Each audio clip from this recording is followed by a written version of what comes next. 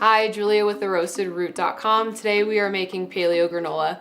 When I first started eating paleo about 8 years ago, I found myself really missing cereal. So I made it my mission to learn how to make paleo granola, and it's basically just made with nuts and seeds and pure maple syrup, really clean ingredients. All you need are some basic pantry essentials and a food processor, and you're good to go. So what we're gonna do is just put everything into a food processor and process it together.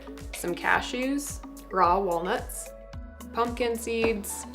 I'm gonna add some unsweetened shredded coconut for flavor, a little bit of grapeseed oil, or you can also use avocado oil or olive oil, pure maple syrup, some cinnamon, vanilla extract. You can also use almond extract, and a little bit of sea salt.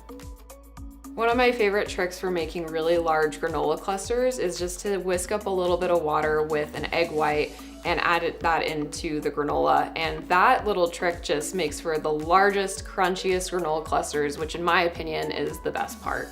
So we just add a little bit of water to an egg white and whisk that up nice and good.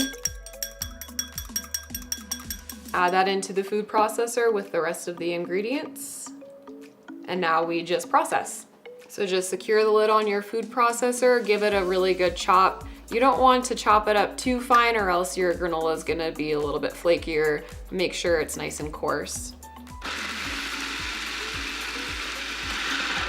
Once everything is nice and chopped, we're just gonna fold in our dried cranberries. The cranberries add a nice tang and a natural sweetness. I like to use juice sweetened dried cranberries rather than the sugar sweetened kind, because they're a lot lower on the glycemic index.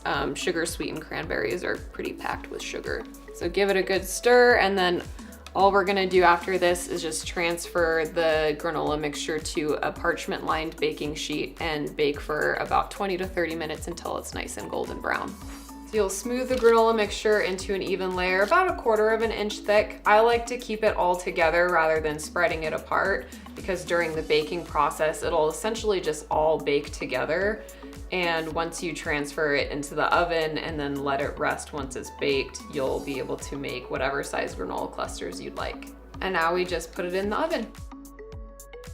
After the granola comes out of the oven, we want to be sure we let it rest for at least 30 minutes, because this process is really what enables us to get those really big, crunchy granola clusters. So our granola has been sitting, it's at room temperature now, and we're ready to just break it up into clusters. So as you can see, they're pretty huge, and you can make them really any size you want. And this results in the crunchiest, sweetest, most delicious granola. You can serve it up over yogurt with fresh fruit. You can pour some almond milk over it and eat it like cereal. You could even just pack it up with you and take it with you on a hike. It travels really well. For the full recipe details, go to theroastedroot.com.